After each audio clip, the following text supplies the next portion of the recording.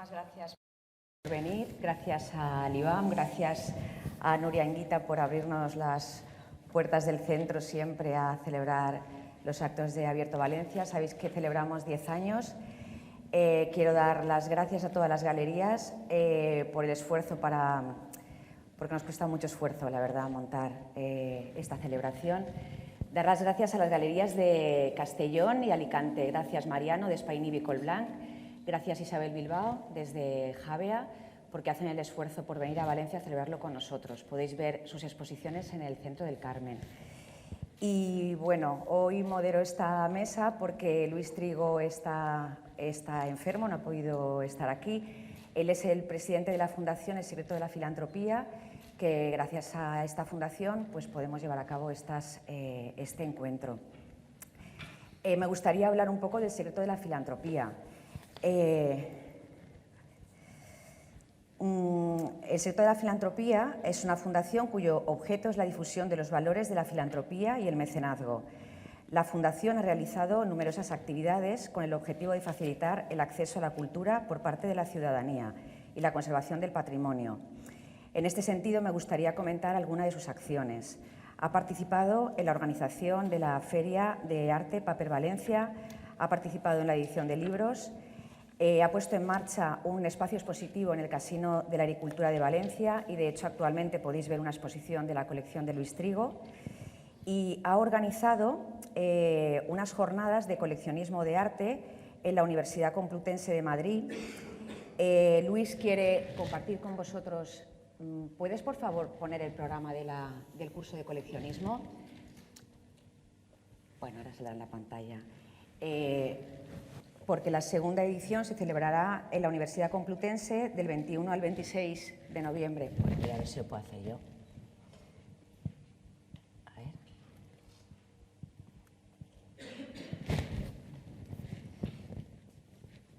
Bueno, se celebrará del 21 al 26 de noviembre de 2022. Estas jornadas son... Sí, es esto. Sí, este es el programa.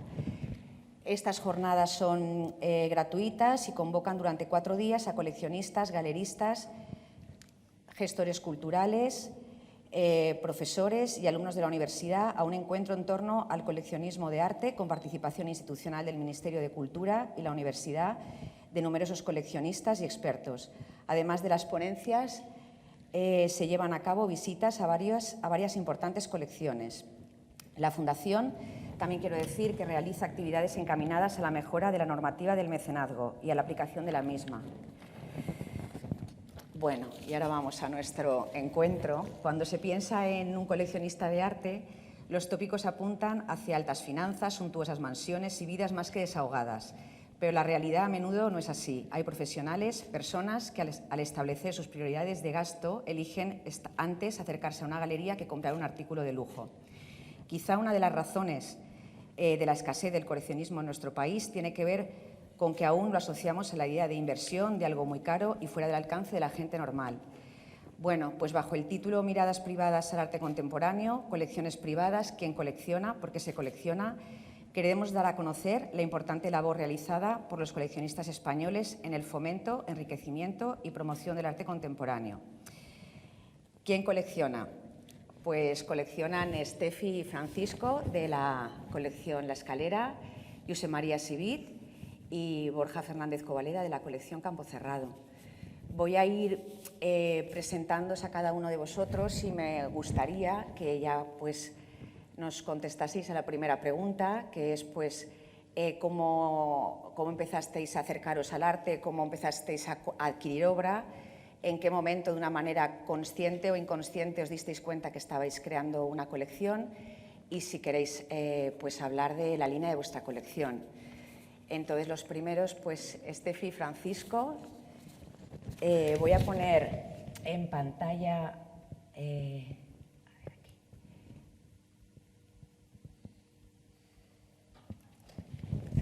Bueno, la página web de La Escalera, ¿vale? Para que no voy a entrar en la web, simplemente es una imagen. Y esta es una historia de película, ya que Estefi pasó de trabajar en el cine a la agricultura. El proyecto La Escalera, en una finca de cultivo en la Vall d'Albaida, integra sus grandes pasiones: el arte contemporáneo, la agricultura y el intercambio de ideas. Cuando Cuando quieras. Pues muchas gracias, Reyes, y gracias por invitarnos a esta mesa. Y además es un reto para nosotros compartir esta mesa con José María y con Borja, ambos con un gran trayectorio. Así que os vamos a contar nuestra versión, que será un poco más pequeño y espero que os guste también. Para situaros un poquito de dónde venimos, yo vengo, como dice Reyes, del mundo del cine. Soy holandesa alemana y trabajé en el cine en Holanda como en España. Bueno, ficciones, publicidad y sobre todo documental, que me gustaba más como directora y directora de fotografía.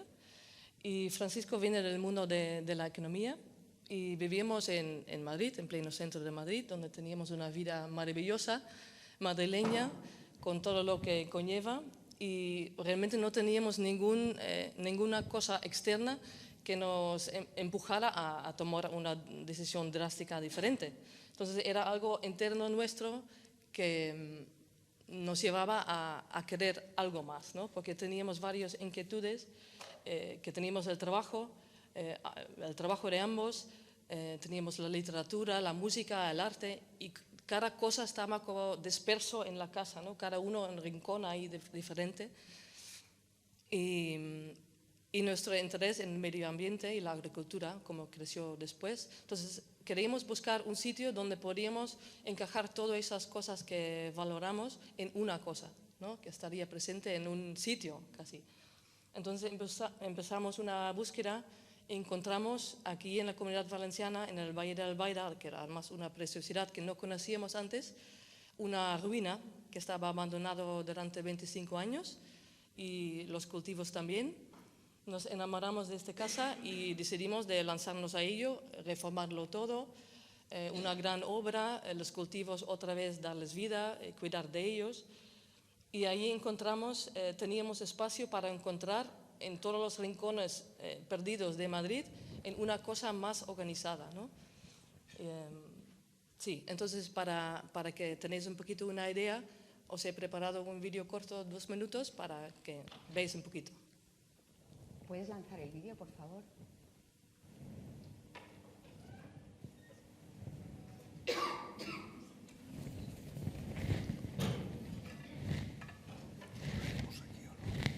Sí. No lo sé. Uy.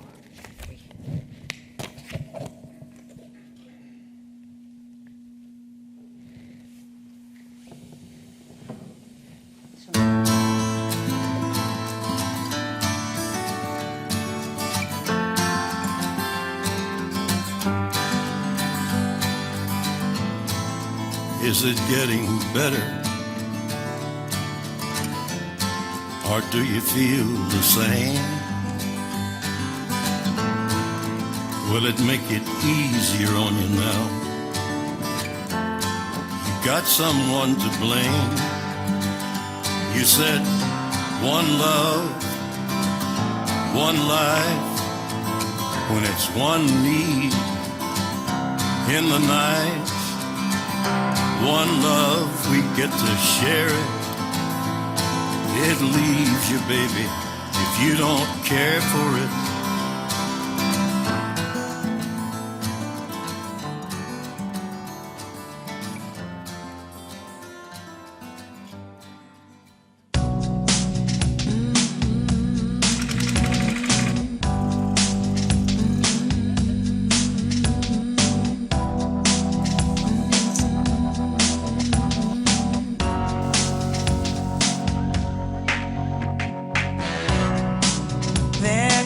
My heart again.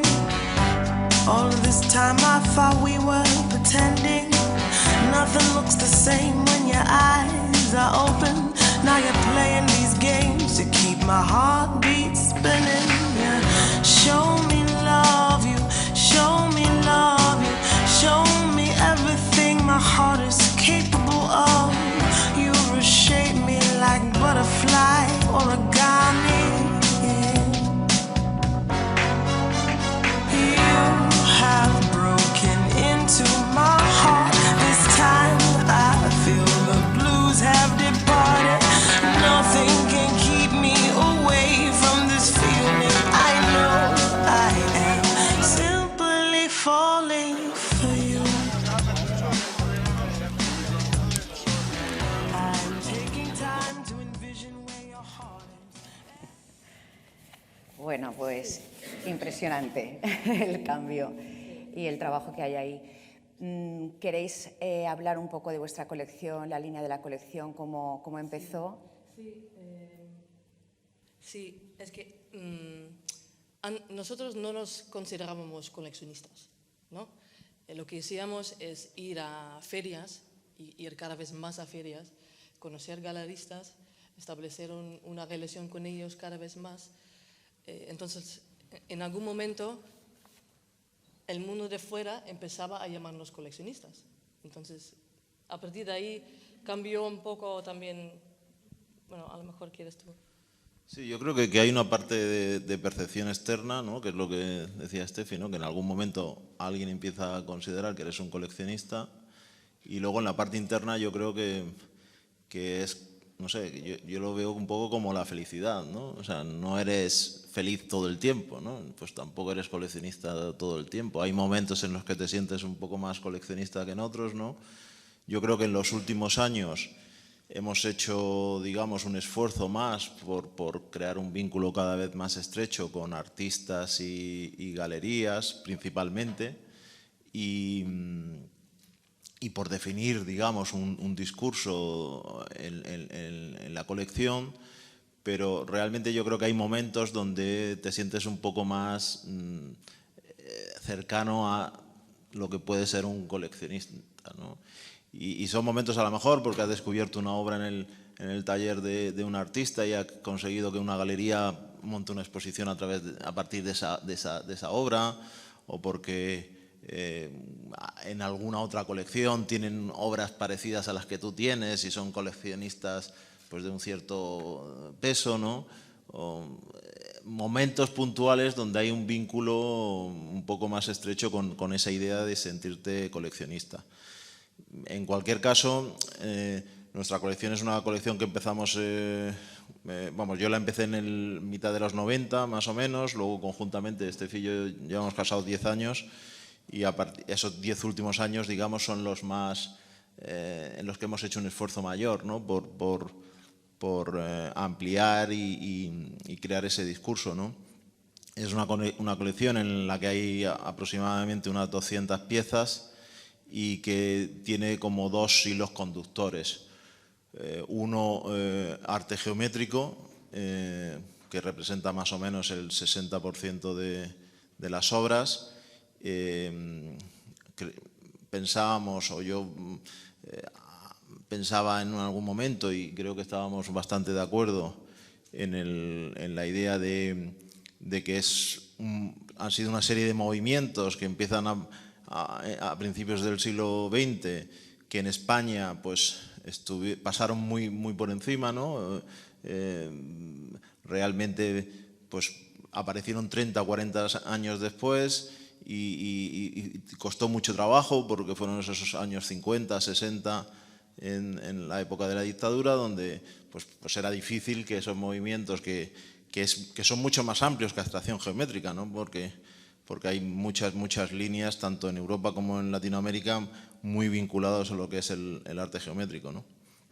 Y aquí pues nuestro objetivo fue pues recuperar un poco y intentar crear una colección que tuviera como guía pues todos esos artistas que desde los 50 pues estuvieron vinculados al arte geométrico, ¿no? Ahí, por ejemplo, hay uno de las cosas que comentaba antes, de que en algún momento pues te sientes un poco más coleccionista. Ahora había un artista precisamente valenciano, ¿no? Manolo Gil, que habíamos buscado y conseguido obra suya hace tiempo, pues que ahora, por ejemplo, una galería como José de la Mano pues haga una exposición sobre Manolo Gil, pues nos llena de orgullo y de satisfacción, ¿no? Porque no es fácil, ¿no?, buscar en esa época artistas de esos momentos, etcétera, ¿no? Y luego hay otra línea que está más vinculada al arte de la época en la que vivimos, ¿no? De la época en la que hemos empezado a coleccionar, ¿no? Pues gente muy joven, gente que consideramos que hace un trabajo muy bueno y que creemos que es importante apoyarles, ¿no? Entonces ahí sí que tenemos pues una línea muy abierta, que hacemos cosas muy diferentes, algunas que tienen un vínculo relativo con las formas geométricas, pero otras que no lo tienen, ¿no? Y yo creo que esa línea pues es una línea que con el tiempo pues irá tomando cada vez más peso, porque de alguna manera pues al final del día vivimos con esa parte de una manera más cercana, porque la relación con los artistas, que es una parte muy importante de lo que nos gusta hacer, es conocer al artista, conocer su estudio, conocer cómo piensa, pues es mucho más fácil, obviamente, con esos artistas jóvenes y cercanos, ¿no? Sí, además ahora que estamos en Valencia, una de las cosas importantes para nosotros es la cercanía física, ¿no? Entonces hemos empezado a buscar aquí y hemos descubierto un montón de artistas. Entonces eso también... Por ejemplo, Amparo, ¿no? Amparo, que es una artista que tenemos en la colección, que es una grandísima artista y que sin tener un proceso muy vinculado a la abstracción geométrica, sí, digamos, desde el punto de vista del lenguaje, pues nos ha interesado, ¿no?, su trabajo, ¿no? Pero vamos, hay muchos artistas jóvenes con los que estamos trabajando ahora mismo. Gracias. Bueno, luego nos gustaría, en cualquier momento que os apetezca preguntarles algo, a todos nos gustaría que intervengáis y bueno, pues que hablemos entre todos. Ahora voy a presentar a Borja. Borja es de la colección Campo Cerrado. Voy a ver aquí la web de la Fundación. Bueno, es director de la Fundación Campo Cerrado y de la colección Campo Cerrado. La colección, en su origen, es un proyecto muy personal con más de 30 años de actividad, y al incorporarse a la empresa ha adquirido una visión más amplia, incidiendo en la relación campo-ciudad. Borja, he leído que has comentado que tener obras, o sea, que el objetivo de la colección es tener obras que te emocionen cuando las veas. Su pasión por el arte se convirtió en algo compulsivo hasta que en un momento dado evolucionó hacia un compromiso con los artistas. Bueno, pues la misma pregunta para conocerte más. ¿Cómo empezó la colección? ¿Cuándo te diste cuenta que estabas haciendo una colección? Bueno, muchas gracias, antes de nada. A ver, ¿cuándo empieza la colección? No tengo ni idea. Yo te puedo decir, por ejemplo, yo como coleccionista creo que la primera pieza que compré fue con 17 años, con el dinero que me había sobrado de Interrail. Habíamos ido con unos amigos y pues me sobraban 100 euros y me compré la primera cosa, un papel en París. Evidentemente luego ya dejé de comprar, estudiante, sin dinero, pero una vez que empiezas a trabajar, pues entras en esa famosa trampa del coleccionista, que es empezar a comprar a plazos y ya empiezas a entramparte con las galerías y demás, ¿no? Entonces, digamos que eso quizás es mi inicio como coleccionista a título personal, ¿no? ¿Por qué? Pues no sé, quizás por el entorno familiar. Es decir, yo siempre digo lo mismo, tengo una madre que se obsesionó con que nos gustara el arte y el deporte. En mi caso me enganchó el arte, mi hermana el deporte. A mí claramente el deporte tampoco es que me enganchara, y a mi hermana es muy difícil que la veas en una exposición, ¿no? Cada uno se llevó una parte de los objetivos de mi madre, ¿no? Y luego por parte de mi padre pues conseguí esa pasión por el medio ambiente, que ahora hablaremos con la Fundación, ¿no? Entonces, bueno, pues pasan los años, uno trabaja, yo trabajo en el mundo financiero y bueno, pues vas comprando poco a poco, sobre todo lo que te gusta. Y eso es un patrón que hemos seguido siempre. Digo hemos porque en un momento dado se incorpora la empresa Campo Cerrado y luego la Fundación Campo Cerrado, ¿no? No tenemos una línea definida, quizás son 35 años comprando y bueno, siempre digo lo mismo, quiero decir, aquí estáis viendo una pieza de Jacobo Castellano, pues a lo mejor estas imágenes que estáis viendo son una exposición que acabamos de terminar, que ha estado 6 meses en un palacio renacentista en Ciudad Rodrigo, a través, bueno, una de las actividades de la Fundación Campo Cerrado. Lógicamente, pues tu visión es un poco más conservadora, bueno, tienes 23, 24 años y bueno, pues como siempre digo la frase de Soledad Lorenzo, esa de que hay que educar la mirada, ¿no? Y ver mucho y mirar mucho, pues con los años vas variando tus gustos y vas ampliando tu visión, pero no hay quizás una línea. Podrás ver que hay piezas muy marcadas por temáticas, precisamente por el mundo de los libros. Aquí veis las 3 fotos de la serie de bibliotecas de Bleda y Rosa. Tenemos también de Genovés, en fin, un montón de piezas de temas de libros. Sí, es que la Fundación tiene 1 año realmente, ¿vale? Entonces nosotros es que realmente no sé si hemos tenido conciencia de colección como tal, ¿vale? Porque nosotros en un principio, en la empresa Campo Cerrado empezamos a tener una relación muy fuerte con el mundo de los artistas y de los galeristas y empezamos de manera quizás involuntaria a ayudar a los artistas en sus eventos, en sus promociones, a los galeristas igual, incluso a los clientes. Nosotros trabajamos con el cliente final y a nuestros propios clientes les hemos incitado, les hemos llevado a ver los estudios, les hemos llevado a ver las galerías, incluso hemos intentado que sus hijos vayan a los eventos. Siempre cuento la anécdota que la primera vez que organizamos un evento, trabajamos con a lo mejor 500 familias en Madrid que nos compran de manera permanente todos los meses. Muchos tienen hijos pequeños. Les convocamos la primera vez a ver una exposición para niños un sábado por la mañana, con una temática que quizás podía ser atractiva para los niños, ¿no? Pues esas 500 familias se apuntaron a la friolera de cero. Nadie se apuntó con sus hijos un sábado por la mañana, nadie. Una familia se presentó sin avisar y habíamos cancelado el evento, ¿no? Luego ya, la siguiente, conseguimos que vinieran 8 o 9 niños, que fue un éxito, se tiran por el suelo, pintan, yo qué sé. Echamos a los padres, menos uno que dijo que si él salía por la puerta, su hijo salía con él. Pobre hijo, será un infeliz toda su vida con ese padre súper protector, ¿no? Pero bueno, siempre hemos estado intentando hacer ese tipo de cosas. Y en un momento dado, pues, empezaron a unir el concepto de la marca Campo Cerrado con el apoyo al arte, y entonces, y como seguíamos comprando, quizás esta exposición ha sido un poco para dar visibilidad a la colección, porque mucha gente no tenía conciencia de lo que era la colección Campo Cerrado. Nos ha pasado, mucha gente ha ido a ver la exposición y dice, yo no sabía que teníais una colección tan bueno, no importante, pero bueno, ahí se han expuesto 64 piezas, la comisarió Belén Pool, y bueno, creo que ha sido un éxito, sobre todo de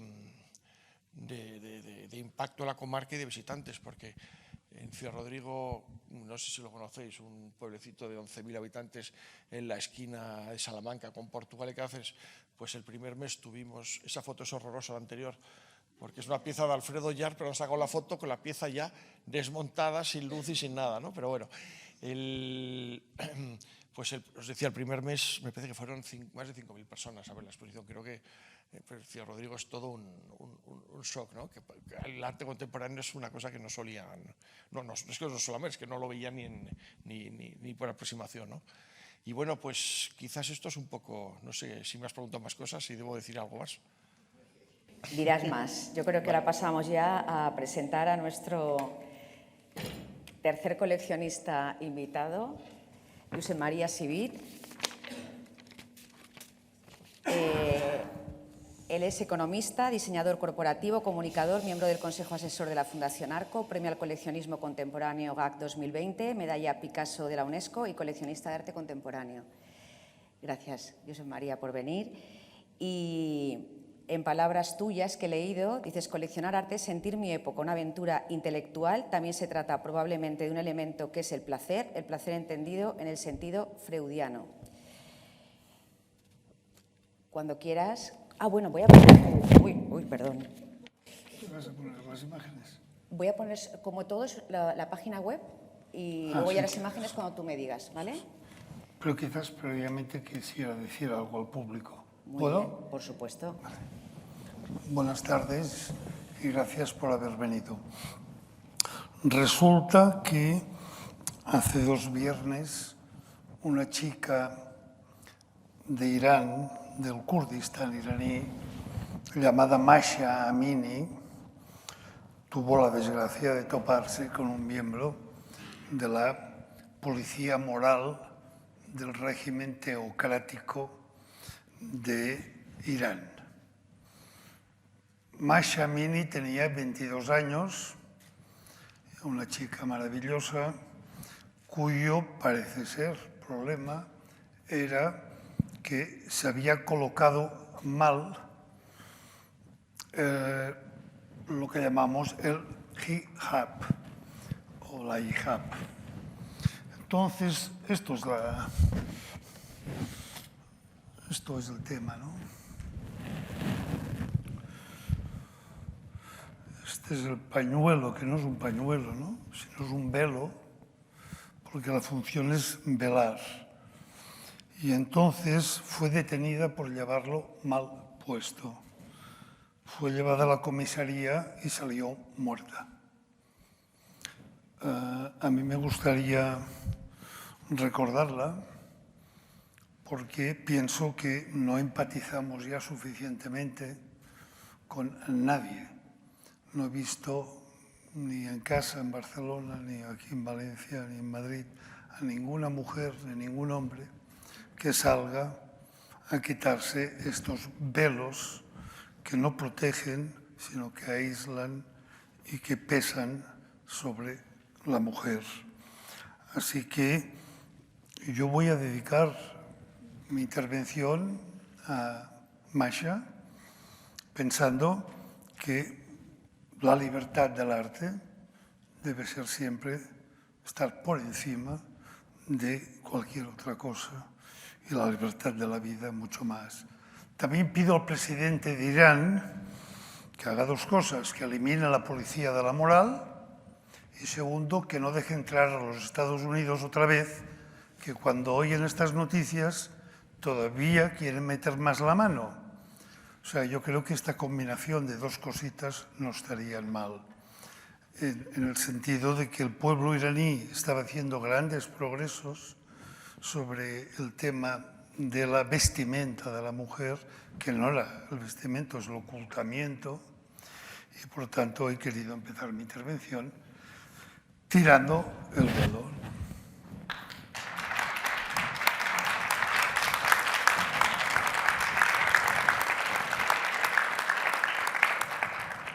Gracias.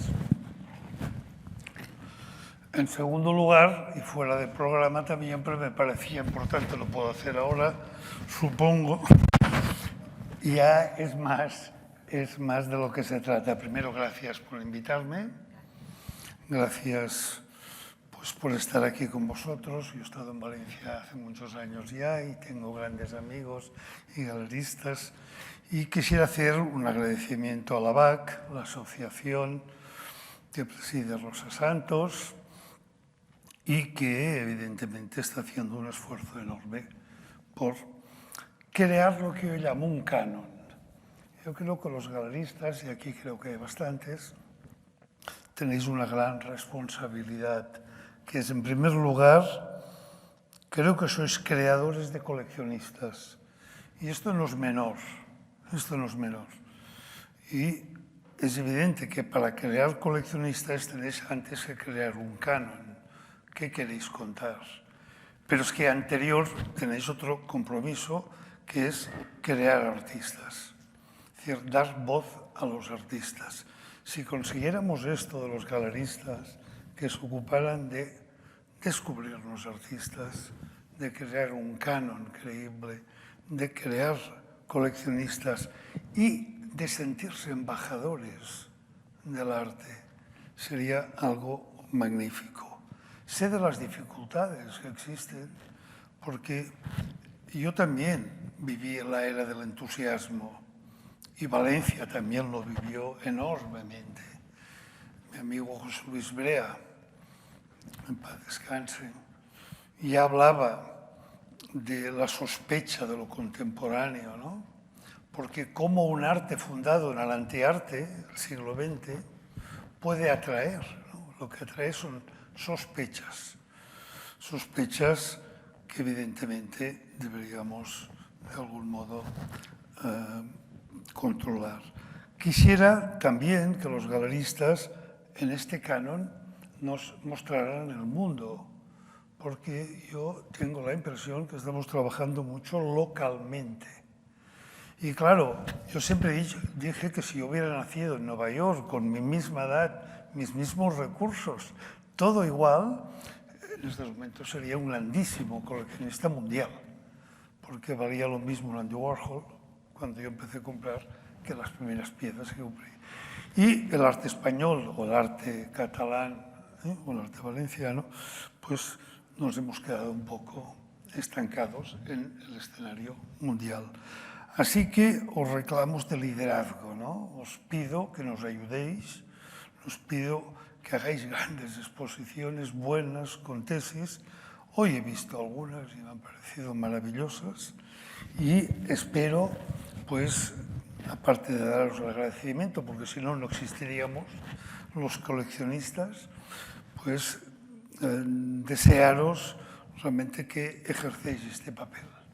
Así que gracias también por esto a vosotros. Y ahora quizás sí que puedo contestar a la primera pregunta, después de esta ya larga intervención. Bueno, ¿qué habías preguntado? Es sobre la colección, cómo empezaste la colección y si quieres que pongamos las imágenes que has preparado para hablar. ¿No había después algo sobre la línea de la colección? Sí, era la misma pregunta, sí, lo juntamos todo. Bueno, era para presentaros y como tú quieras. El hecho es que todo empezó muy joven y que yo no hago ni vinos, ni jamones, ni olivos, ¿no? Es decir, no tengo esta capacidad de hacer otra cosa, ¿no? No hago nada de esto. No, es que es muy interesante, creo. O sea, el arte apareció en mi vida pues de una manera natural, naciendo y empatizando con el patrimonio, con la relación que se tenía. Hombre, siempre hay suertes de nacer más en un entorno que en otro. El mío fue el peor. Nací bajo la dictadura de Franco, en Cataluña, con mi idioma prohibido, o sea que la cosa empieza a crecer, y por otra parte con una absoluta represión total y absoluta a todo. Con lo cual, poco podría tomar yo del arte contemporáneo de aquel momento, porque nuestros artistas estaban en París, que son los que luego han crecido, ¿no? Nuestros artistas importantes, a la cabeza Joan Miró, Pablo Picasso, claro, los teníamos todos fuera, ¿no?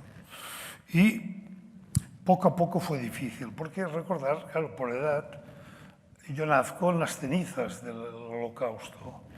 Es decir, todavía estaba humeante y todavía existía esta cosa. Entonces, no es que sea el mejor momento, pero conseguimos esto, no es mío, pero tampoco. Y esto, si pones al principio... Sí, iba a poner como Mira, todos el... sí, lo quieres poner, sí. Mientras, claro, por otra parte me compensaba otra idea, que era la idea de mi propio entorno personal. Yo nazco en Montblanc. Montblanc es una villa ducal situada al lado del monestir de Poblet, que es en la ruta del Císter, y era raro yo como niño porque era el único contemporáneo que había en el pueblo. La gente allí, todos son especialistas en la Edad Media. Entonces esto me lo puso muy fácil todo, ¿no? Conseguí rápidamente pues crecer con esto. Así que no tuve ningún problema de ir aprendiendo de lo religioso, de lo civil, de lo popular, todo un conjunto de imaginario, un imaginario grande. Entonces, si paramos esto, contaré brevemente un episodio cultural que probablemente algunos, igual que me conocen, saben cuál es, pero otros será que no. Yo tenía 14 años y aparte de otras cosas estudiaba música. Mi deseo era ser director de orquesta, ¿no? Y luego no lo fui, ¿no? Pero estudiaba música. Por una razón u otra, fui en el año 60, sería el liceo. El Liceo de Barcelona hacían una ópera en la cual era mi debut como espectador, como niño, vaya. Iba solo, además. Bueno, el público era el público que yo sé que eran los ganadores de la guerra, la función era de gala, como todo en aquel momento en el liceo, y todavía no os digo qué ópera estaba escuchando, porque esto marcará mucho la historia mía como un relato para continuar. Lo que ocurrió fue lo siguiente, que el público estaba muy disconforme con la obra que estaban representando, al punto que pataleaban, gritaban, se enfrentaban. Y yo pensé, bueno, esto es muy interesante, no había ido nunca a la ópera. Digo, esto va bien. Y, claro, lo que ocurría en el escenario me fascinaba absolutamente. Así que establecí muy pronto, y esto tuve, probablemente es una gran desgracia, tuve un psiquiatra que me decía que si dejara de escuchar Shostakovich, me curaba automáticamente. Entonces le abandoné al cabo de un minuto para siempre, ¿no? Pero la idea de que si dejo de escuchar a Shostakovich, dije, no, perdón, es que escucho solamente la segunda escuela de Viena, Schoenberg, Weber y Berg. O sea, el tío ya ni sabía de qué iba, ¿no? Con lo cual, bueno, creo que le dije algún improperio propio de lo que debía decirle, porque, claro, y evidentemente pues no me he curado todavía porque me sigue gustando la música del siglo XX. No dejo de escuchar cada día Johann Sebastian Bach, pero bueno, no tuve tiempo ya de decírselo. Volviendo al episodio del liceo, se acaba el primer acto con una gran confusión, que yo pensé, si esto es la ópera es muy divertido, porque el público está completamente loco, y lo que estoy escuchando y viendo es maravilloso. Empieza el segundo acto y exactamente del lleno total que había al principio quedarían un 30% del público. O sea que la mayoría, un 70%, había abandonado el liceo o se había retirado a los antepalcos donde se podía cenar entonces. O sea, la cosa era tan bestia que se cenaba en la misma ópera, la gente pues se encerraban, otros harían otra cosa más provechosa probablemente, pero no lo vi y no lo he seguido viendo. Bueno, la cosa fue el mismo sistema de protesta del público, de emoción mía por el escenario como un loco. Claro, tenía 14 años. Y resulta que acaba el segundo y empieza el tercer y último acto de esta ópera y ya quedó un 5% de público, un 6, 10. Esto observé entonces, y yo hablo de memoria ahora, quizás exagero algo, pero no. Y la cosa acabó como el Rosario de la Aurora, o sea, acabó muy mal. Esta compañía, el público no es tan inteligente, reaccionaba porque la traducción simultánea de la ópera, que era en alemán, era con unas pancartas que llevaban los que estaban encima del escenario y ponía cerdos capitalistas, ¿no? Y por esto lo entendían, si no, no hubieran entendido nada y hubieran aplaudido al final de un modo... esta es la más suave que había, ¿no? de esto. Claro, había que preguntarse dos cosas. ¿Cómo se cuela esta ópera en pleno franquismo?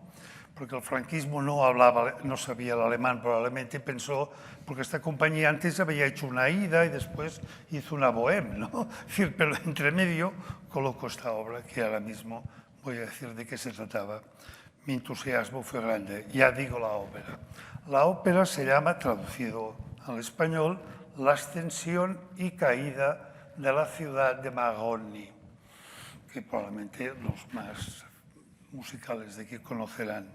El texto de Bertolt Brecht y la música de Kurt Weill.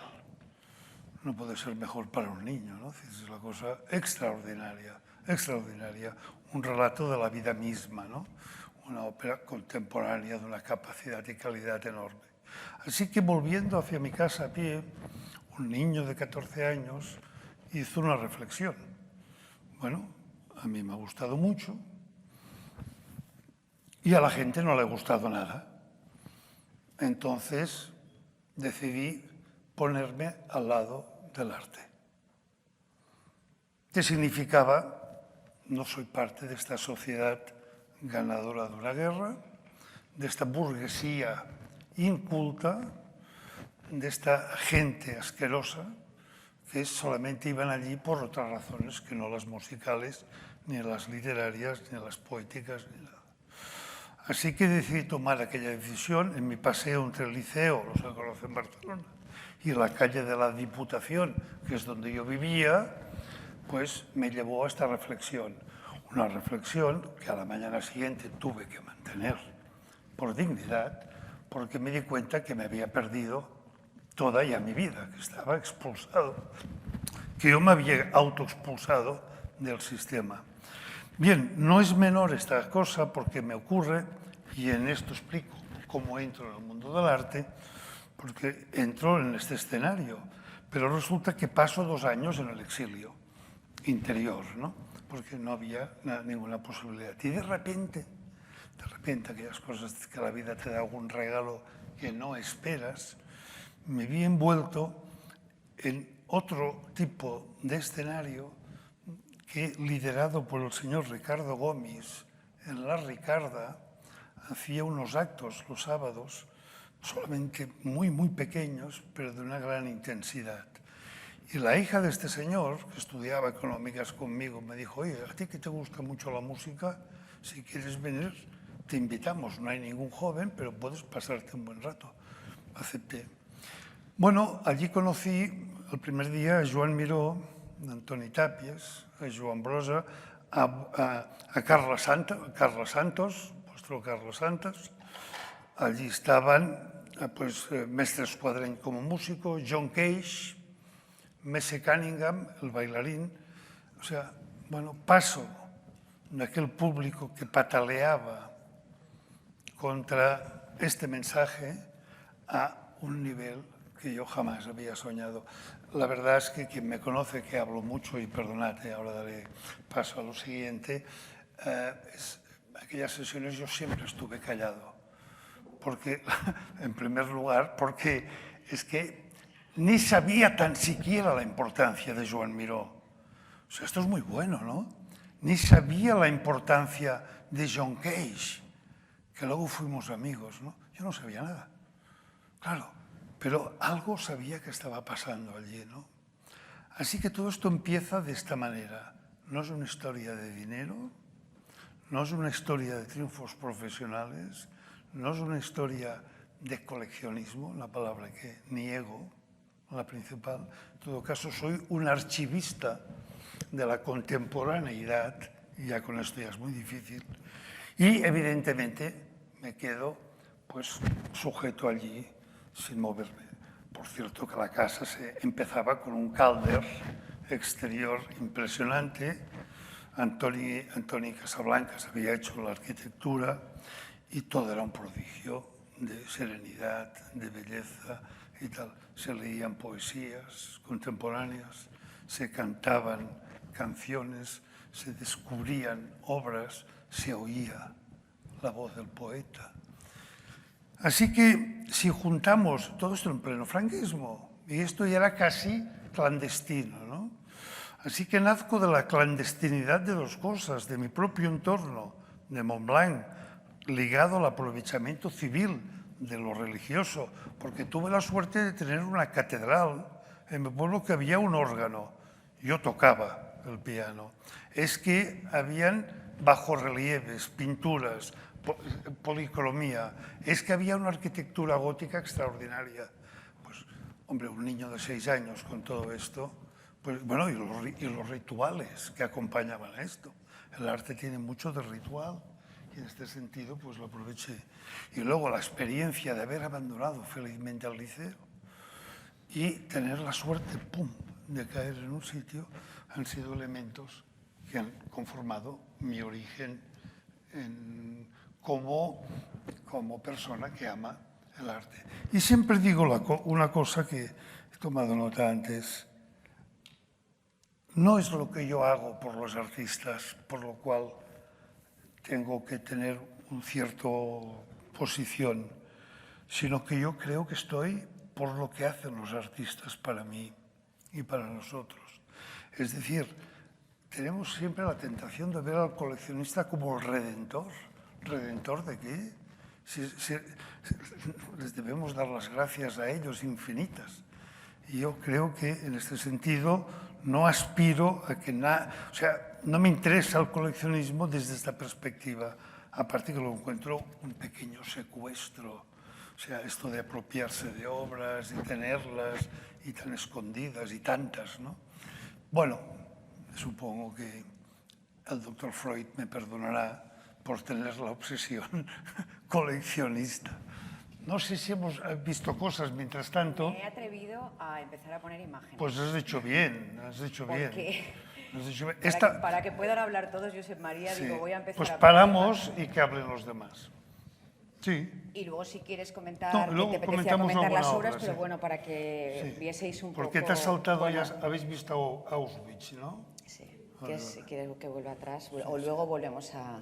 No, fijaré algún detalle porque sí, hay muchas cosas. Esto es un plensa. Sí, sí. Bueno, ya se ven, los nombres están grandes, ¿no? Bueno, pues siguiendo... has apuntado, has hablado de las galerías, has hablado de lo que te gustaría que fuesen las galerías, lo que te gustaría encontrarte en las galerías cuando a veces lo encuentras. Y bueno, pues esta es la fiesta de las galerías y me gustaría preguntaros cuál es la relación con las galerías, cuando muchas veces además se nos cuestiona nuestro trabajo y escuchas que tenemos que reinventarnos, que las galerías ya podrían desaparecer, porque además con todo es la relación es directa con los artistas, es muy fácil. Entonces me gustaría que me dijerais si creéis que nuestra profesión es importante, si para vosotros es importante, qué relación tenéis con las galerías. Borja, por ejemplo, así como para... Bueno, estancería, sí. A ver, creo que las galeristas sois fundamentales en este proceso.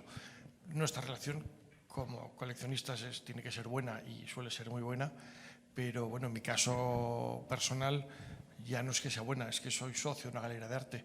Soy socio en La Sombra, porque bueno, pues realmente mucha gente no sabe que soy socio de una galería, pero cuando Fúcar en su momento desaparece y se refunda F2, Enrique Tejerizo me pide ser socio suyo para ser su apoyo como galerista. Es algo público, lo que pasa es que mucha gente no lo sabe. Es decir, creo que mayor compromiso con el sector del galerismo, que es estar en La Sombra apoyando un proyecto, pues no se me ocurre, ¿no?, en un momento dado. Pero aparte de eso, obviamente, tienes mejor o peor relación con unas galerías o con otras, porque pues, por un lado tienes una relación personal que te caen mejor unos otros, que es inevitable, pero sobre todo pues porque tratas con ellos de manera habitual, ¿no? Y entonces acabas haciéndote amigo de ellos y creemos que es un eslabón fundamental. Es decir, creo que el artista, hay mucha gente que tiene la teoría de que hoy en día online y los artistas se pueden dar a conocer y más, creo que es un error.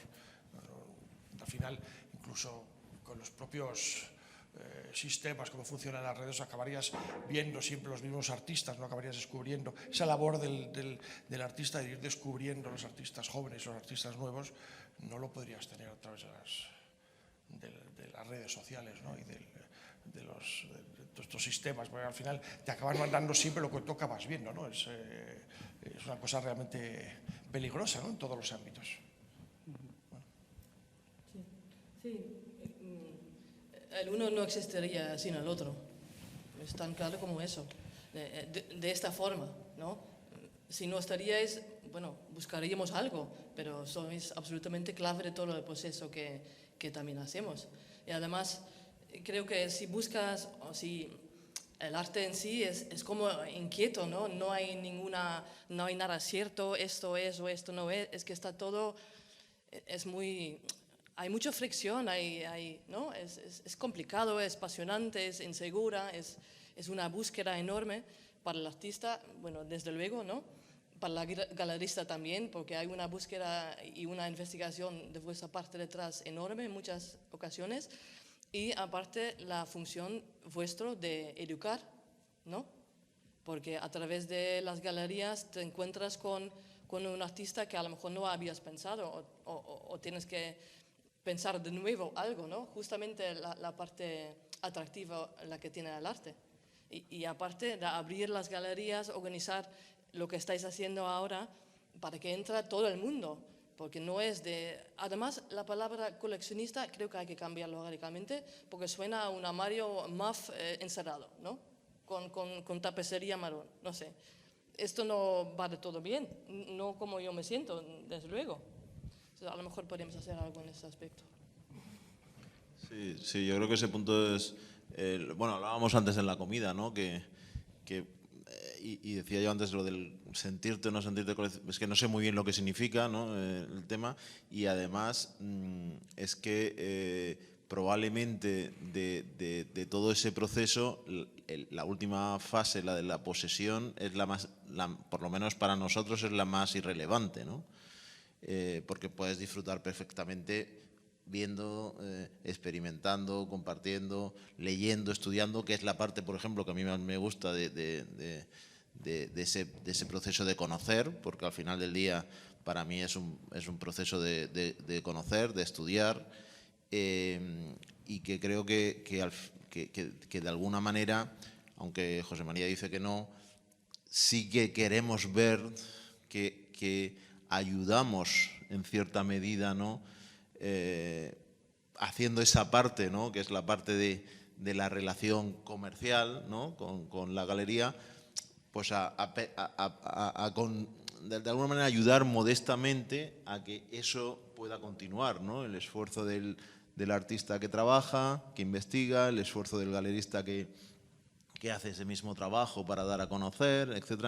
O sea, realmente en nuestra reflexión ahí va más en la línea de la responsabilidad por poder ayudar un poco a que vía la relación comercial podemos ayudar a que eso continúe, ¿no? No tanto al hecho de poseerlo, porque en nuestro caso, por ejemplo, que no tenemos hijos, seremos poseedores temporales, eso terminará en algún sitio que continúe con ello, ¿no? Y que lo siga, pero realmente nuestro objetivo no es tenerlo, ¿no? Es simplemente ser guardianes temporales de ello para que mucha gente pueda seguir disfrutando de eso en el futuro, ¿no?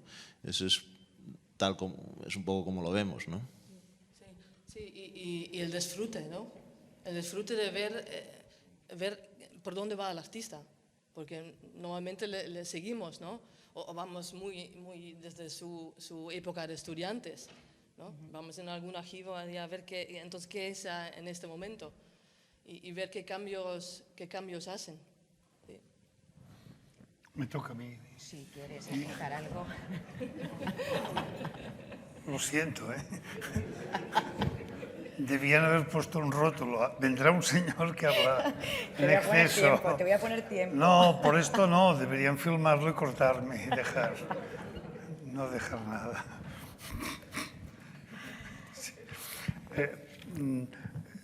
Quizás hay que decir, yo me gustaría acentuar un poco las líneas de la colección, porque también constituye algo importante. En mi caso, como he querido hacer, primero, yo no tengo esta reflexión ordenada, porque yo no compro lo que me gusta, sino yo estoy construyendo un relato. ¿Que no le gusta tampoco? Casi nunca. No, pero no es yo que lo juzgo. No soy nadie para juzgar una obra.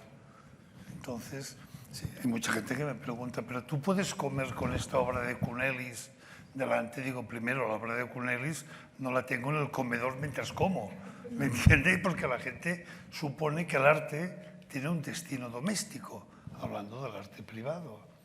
Pero evidentemente la mayor parte de arte privado que tenemos pues no está en el comedor, ¿no? Es decir, que mi casa está vacía, no hay nada. Pero los espacios que tengo de arte están llenos. Pero bueno... Pero no es tanto de juzgar, ¿eh? No, yo no juzgo. No, pero simplemente que el no gustarme significa que yo cuando salgo de casa dejo el gusto en casa. El gusto lo utilizo para otras cosas, pero no para el arte. Porque el arte le faltan siempre 50 años para ver si te interesará o no, y quién soy, yo no puedo verlo, esto.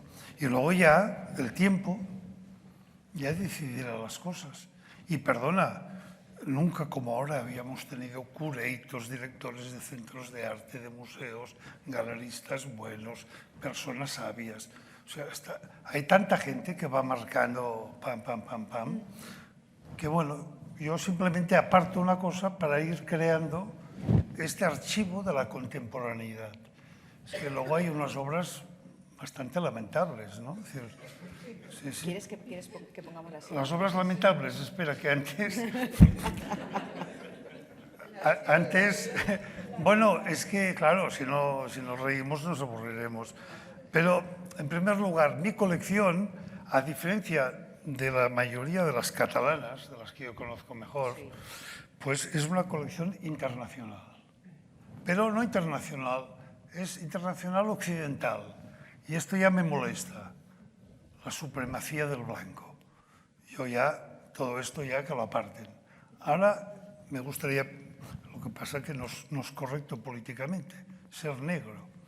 Y entonces, si fuera negro, entraría con maravilla en el mundo del afroamericano, que ya estoy comprando. Por esto, claro, los blancos no compran este arte, pero ahora hay una salida de esta gente. Stanley Whitney, ¿no? Por ejemplo. O Rashid Johnson, o tanta gente que podemos hablar, pero no se trata. Tengo, pues, primero, una colección internacional que en Cataluña ya es raro, porque el principal coleccionista de Cataluña, l'Antoni Vilacasas, de los laboratorios y de gran fortuna, pues dice, jo faig país, i només compro art català. I jo li dic, jo també faig país i el faig internacional, el meu país. Quin país és millor, el teu o el meu? Doncs trieu, doncs ja està, això és el que faig. Per tant, vuelvo al idioma de esto, disculparme. Como llevo muchos años coleccionando, bueno, la palabra de porque, bueno, igual que, es igual, no me voy a enredar. Sí, no, pero he visto pasar muchas cosas, pero aprendí de Paul Eluard, aparte de tantas cosas, del concepto de la libertad y del concepto de ser artista. Aprendí de Paul Eluard que lo que decía, il faut être absolument moderne, hay que ser absolutamente modernos. Y él me enseñó, en Cadaqués, y Duchamp también, al cual conocí. Claro, he tenido mucha, al ser tan mayor, he tenido suerte de conocer gente que ahora adoramos. Pero yo he jugado al ajedrez con Duchamp. Es evidente que me ha ganado siempre, a la primera. No han durado más de 5 minutos, pero estaba en el bar Melinchón y jugaba solo. Y yo, bueno, otra cosa importante, ahora yo sé quién es Duchamp. Cuando jugaba al ajedrez con él, se hablaba que había un señor muy importante. Y entonces yo dije, bueno, pero jugaba al ajedrez. Y a mí me gustaba también.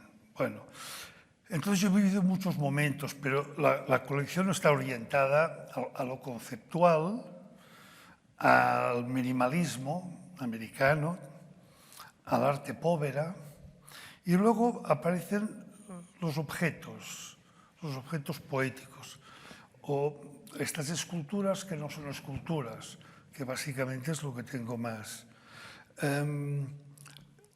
Creo que tengo una buena colección de mujeres artistas, un tema también delicado, ¿no?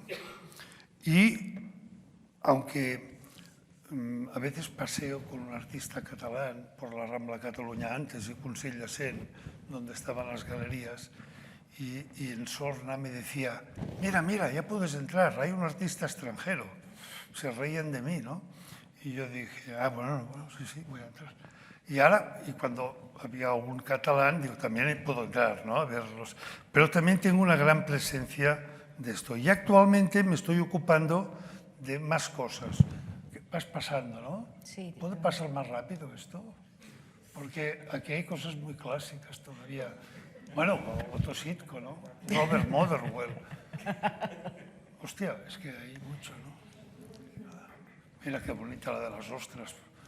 Deja las ostras y esta obra, ¿no? Bueno, me lo vais gustaría- viendo, ¿no? ¿Te parece? Sí, dime. ¿Quieres seguir hablando de la colección? ¿O Bueno, hablamos...? pues si ves algunas imágenes rápidas, creo que a la rápidas. gente le gusta ver más las imágenes que no escucharme, ¿no? Pues Carlos si quieres, mientras lanzo otra pregunta, vemos todas las imágenes. Sí. Y- ¿Y van solas? Mira, tienes una pregunta. Hola. Bueno, sí.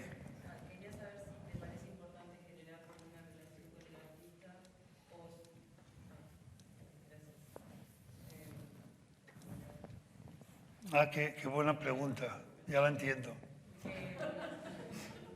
Supongo, ¿no?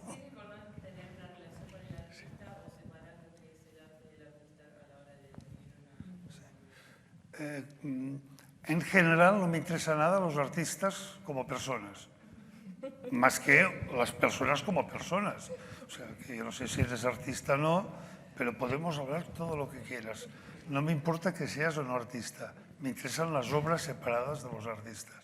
Pero llega un punto que algunas personas, raramente, no es el caso de Dalí, por ejemplo, al cual lo he tenido a mi lado porque yo veraneaba en Cadaqués, en un momento donde teníamos todo, donde los artistas han pasado todos.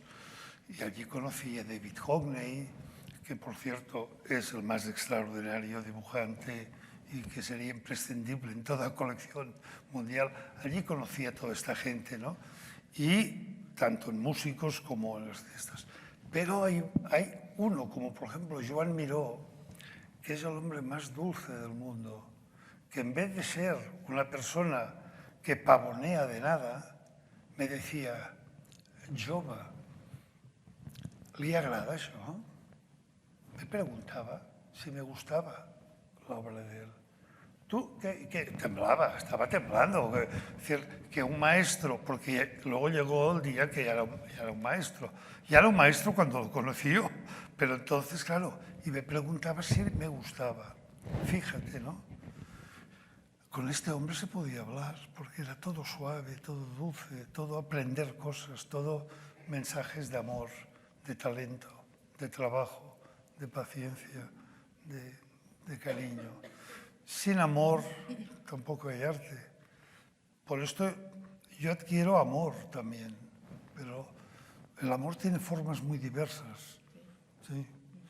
Y no todas ellas son esto. Y luego el tiempo te va dando perspectivas, con lo cual trato de no relacionarme con artistas, pero a veces es inevitable. Sobre todo los galeristas son muy pesados conmigo, porque quieren quedar a ver si te va bien mañana, que vendrá el artista, y entonces con el artista hablarás, y entonces seguro, claro.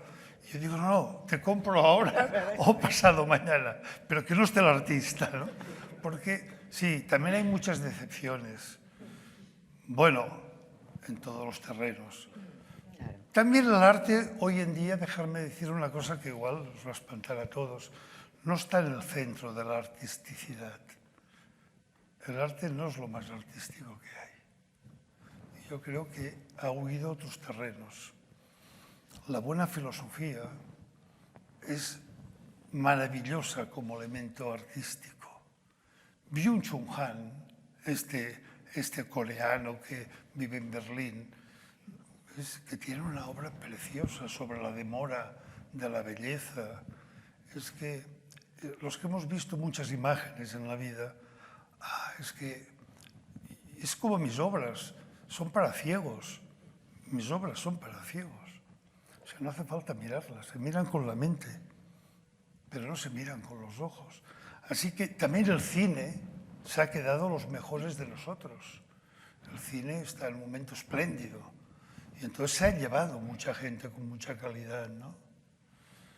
Pero sigo pensando una cosa, y si me permites, hay un tema que no se ha tocado, pero que yo toco. Ahora estoy con los afroamericanos, estoy con africanos, igual me van a... Estoy con indígenas y estoy con el arte singular. El arte singular es aquel que, claro, que David Fett en los 50 ya dijo, el art brut. ¿Qué se decía el arte de los locos? El arte de los locos. Luego, en el 72, los norteamericanos quisieron buscar un adjetivo que fuera outsider art, ¿no? Y ahora no encontramos todavía la palabra. Utilizamos arte singular de esto. Bueno, pues esto lo puedo decir porque estoy implicado en la creación de una fundación, de un centro. O sea, también tengo proyectos de estos, pero sin aceitunas o sin vino, puro y duro, de un gran centro para el desarrollo del arte para personas discapacitadas en todos los sentidos. También para las personas con problemas de inclusión social y para marginados de todo tipo. Y la verdad es que es una aventura extraordinaria. Es una aventura extraordinaria. Y esto lo hacemos con el doctor Josep Santacreu. No sé si está aquí Alicia. No ha venido Alicia. Que Alicia es la asesora de Josep Santacreu en DKV, no en la parte esta donde yo estoy, y nosotros con el doctor, con Josep Santacreu y su mujer Eva González, estamos intentando crear algo que nos gustaría que fuera. Solamente nos dedicaremos al arte, no habrá jardinería ni gastronomía, perdón, no lo digo contra los jardineros ni contra los que dan de comer, pero haremos arte. Haremos arte. He aprendido con los años que los problemas mentales que todos tenemos, porque las enfermedades mentales cada día dominan más nuestro escenario, se resuelven con las manos, no con la cabeza. Así que si tenemos un problema mental, utilicemos las manos para lo que sea. Así que las manos son extraordinariamente útiles para solucionar. Y con estos chicas, personas mayores, personas de todo orden, intentaremos hacer algo que es como, bueno, creo que estoy con el mejor, con el doctor Josep Santacreu, creo que estoy enfocado. Y esto también me ocupa todo el lugar. Parda. Lo que estabas comentando, que era muy interesante y era algo que quería que hablásemos, es que los cuatro no solo os limitáis a adquirir obra, a acumular obra, sino que además vuestro compromiso con el arte, con la sociedad, con la cultura os lleva a otros proyectos, como tú, Borja, que creo que este año habéis puesto en marcha unas becas para artistas. ¿Puedes comentar? Ah, que no tienes. A ver, este año ya tenemos la segunda beca, ¿vale? Es decir, la primera beca se hizo sin la Fundación y este año ya hemos convocado la segunda beca. Nosotros a través de la Fundación tenemos dos patas, uno es el tema cultural y el otro es el tema del medio ambiente. Entonces, en el tema de la cultura lo que hemos hecho es paralizar, ya no damos más premios de adquisición, porque seguimos comprando, lógicamente, pero no como premio, porque no queremos que se confunda la beca con el premio. De hecho, mucha gente lo confunde, ¿no? Entonces, sí tenemos una beca anual de producción, vamos seleccionando entre las propuestas que nos llegan y bueno, es una beca en la que damos la opción, en función del proyecto, incluso que si hay una residencia en Salamanca y bueno, ahora me parece que tenemos a Álvaro Laiz, que es este artista que está ahora mismo exponiendo en Pamplona, que es quizás el artista mejor representado en la colección, no tanto por el número de obras, sino por los proyectos en los que está y porque además le hemos apoyado ya también con la edición de un libro del artista, un fotolibro que fue muy interesante. Y ahora vamos a presentar a través de la Fundación efectivamente la primera beca, por eso lo llamamos primera, porque es con la Fundación, y lo haremos público el día 30 de septiembre y lo presentaremos en la Feria Estampa. Y bueno, en principio esa es un poco la parte un poco de la beca de arte, ¿no? Digamos, de la Fundación. Y Estefi, Francisco, vosotros todos los encuentros, ¿no?, que ya habéis hecho en vuestra casa y también habéis abierto una propuesta para que los artistas presenten un proyecto de obra para el espacio de vuestra finca, ¿no?, de todas las... Sí, pero yo casi por generar más diálogo y por llevarle la contra a José María, para que así mostremos un poco, aunque... No te he contestado nada, has visto, ¿no? No, pero por eso, para llevarnos. Fair play. Pero tú llévame No, pero digo, oye, lo de la jardinería a lo mejor sí lo deberías hacer, ¿eh? Porque No precisamente digo yo que no. Byung-Chul Han es un fanático de la jardinería, ¿no? Y probablemente podrías, casi es un arte, ¿no? En sí mismo, ¿no? Y él podría ser uno de los que contribuyeran, ¿no? No estaría mal. Es una buena... al proyecto, ¿no? Yo quería hacer un par de cosas con respecto a alguna posición nuestra, ¿no? Para nosotros, por ejemplo, sí que es muy importante los artistas, ¿no? Bueno, de hecho, nosotros no sabemos muy bien lo que es arte, para empezar, ¿no? O sea, creemos que las galerías nos contáis relatos, historias que tienen que ver con el arte, creemos que nosotros compramos o tenemos obras que tienen que ver con el arte, pero no sé muy bien realmente qué es arte o si lo que hacemos tiene alguna relación con ello, ¿no? Probablemente hay artistas, ¿no?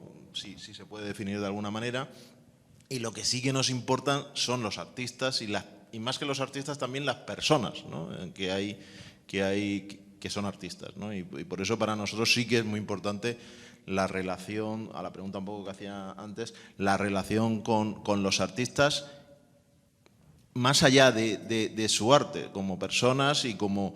Porque de alguna manera yo creo que la obra es un proceso que, para entenderlo, es un proceso intelectual que nace en la cabeza del artista después de ver muchas cosas, muchas imágenes, leer muchas cosas, estar expuesto a mucho, ¿no? Y a mí me parece fundamental poder conocer algo de eso para entender también la obra. Yo soy, no voy a decir, porque no soy nada dogmático en nada, ¿no? Pero esto de la obra habla por sí mismo, conmigo encaja poco, ¿no? Necesito entender mucho más de lo que hay detrás. Esto pasa no ahora, pasa desde el siglo XV o XVI, ¿no? Para entender qué es la espuma de la Venus, pues necesitas haber leído filosofía, haber leído mitología, haber entrado en algo más que la pura imagen, ¿no? Entonces, para mí eso es, yo creo que es para los dos, es muy importante tener esa relación con las personas que hay detrás. Y es verdad que, como en todo en la vida, a veces te defraudan, ¿no? Porque es así, ¿no? En todos los campos de la vida tienes relación con gente, y en los artistas, que son personas, pues pasa lo mismo, ¿no? Les conoces y te derrumbas, ¿no? Porque ves que lo que hay detrás muchas veces pues no tiene nada que ver con lo que tú has imaginado o con lo que crees que debería de estar pensando a la hora de elaborar su obra, ¿no? Pero yo sí que en ese sentido creo que es importante, igual que creo que en muchas facetas la relación persona-obra, ¿no? Que es otro tema importante también, si se puede separar la obra, el artista de la persona, es algo que condiciona, ¿no? Pues ahora está el ejemplo, ¿no? de la vicerrectora, ¿no? de Milán, que ha querido eliminar del curso de literatura la literatura rusa, ¿no? como digamos, como acción, ¿no? Contra lo que está pasando, ¿no? Pero pasa en muchas cosas, ¿no? Pues yo no soporto a Wagner, no sé si a ti te gusta o no, pero no lo soporto. Voy y me salgo siempre. O sea, voy expresamente y me salgo, porque me parece, como artista, no quise nunca entenderlo, pero como persona me parece rastrero, ¿no? Por ejemplo, ¿no? O sea, alguien antisemita que gracias a Meyerbeer y a Newman consiguió estar donde está, pues me parece lamentable, ¿no? No creo que la relación persona-artista sea algo como para tomar de lejos. Bueno, ahora sí que te contesto, claro. Has dicho... José María, ¿quieres que preguntemos a ver si alguien también quiere intervenir en este...? Claro que sí. Si alguien quiere contestarle sobre Wagner. Y si no... Bueno, pues... Pobre Wagner, ¿no? Sí. No, bueno, sobre Wagner ya sé qué regalo te tengo que hacer para Navidades, ¿no? Claro, porque es que, claro, tú hablas de esto, pero yo te hablaría de Nietzsche, que es básicamente el filósofo que primero construye a Wagner y le da una dimensión de mito mundial, ¿no? O sea, único en la historia, el mejor. No sé dónde ves los problemas, por otra parte, porque él tuvo siempre... No, es que todo esto es un mito hitleriano, es un mito nazi. No es cierto. No es cierto. Todas las obras tienen un profundo sentido católico, por una parte, y todas tratan de la redención.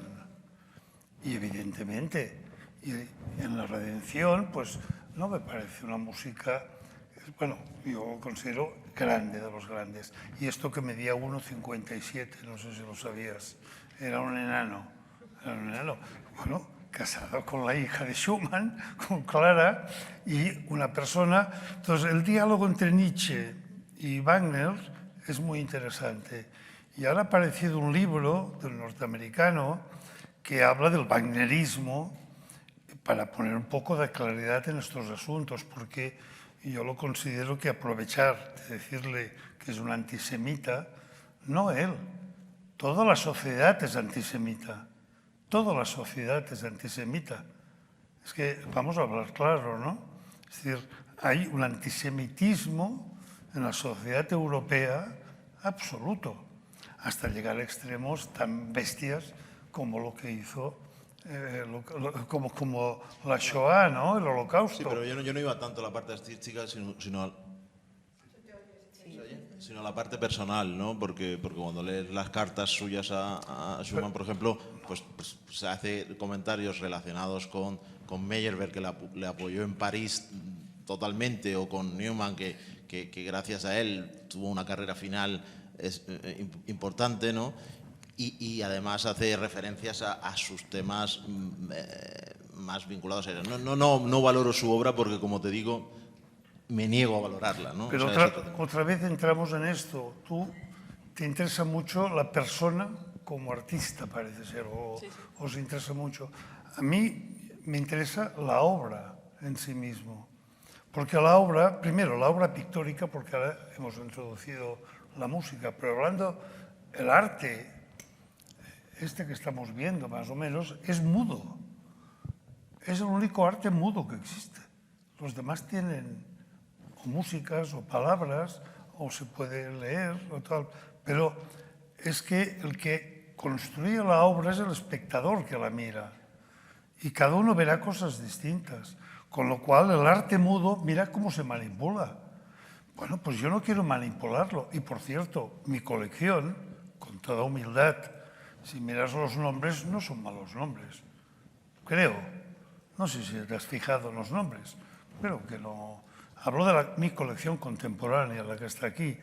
Con lo cual, al final, hay una intuición también, ¿no? Es decir, no me hace falta pensar mucho para saber que algo pueda interesar este archivo contemporáneo, que, insisto, no soy capaz de juzgar. Y luego lo de las personas, lo he dicho con todo el cariño, y es una boutade, pero, claro, me decepcionan los artistas. Y perdona, los artistas, sí, yo iría a cenar con un filósofo, pero con un artista quizás no, porque el artista me aburre completamente. Bueno, pero tampoco podemos generalizar, ¿no? No generalizo, digo Claro, simplemente... aquí hay muchos artistas y, vamos, me consta que yo me iría a cenar con muchos y pues yo me iría a creo cenar que tú también disfrutarías, ¿eh? Con artistas, es que he ido mucho, ¿no? He ido mucho. Y son muy traviesos y son estupendos. Pero con un filósofo la palabra es lo que me interesa. Son fabricantes de ideas y el artista es fabricante de imágenes. En este sentido, amo las imágenes.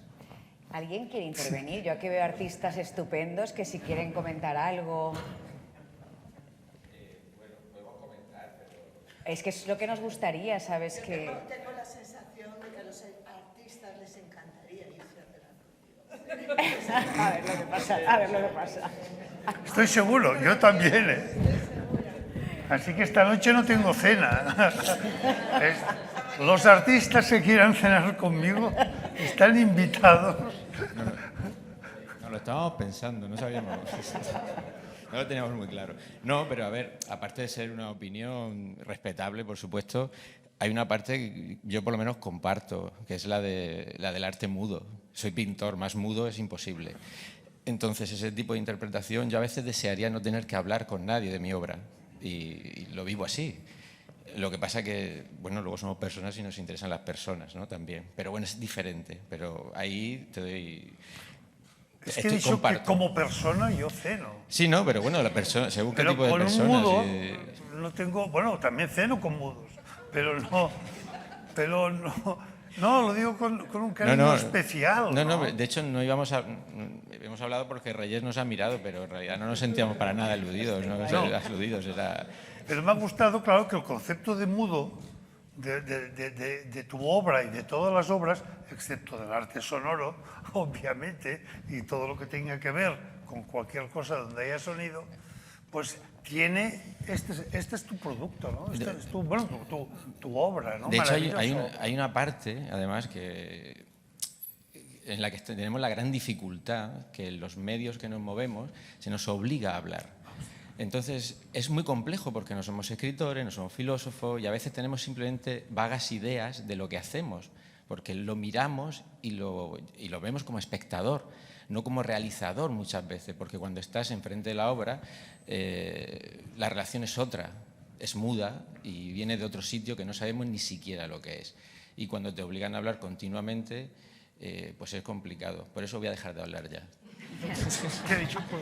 Yo solo voy a decir que sí que creo que nos hemos vuelto no somos mudos porque al final en nuestra profesión nos hemos desarrollado durante años y años en hablar y nosotros en especializarnos en no cagarla a la hora de explicar todo eso que igual no hay que explicar, pero en realidad sí que nos pasamos el día hablando. Somos majos. ¿Va? Borja, querías... Todo. Mi punto de vista personal, a mí sí me interesan los artistas como personas, o como, me da igual, no sé si lo quieres separar o no.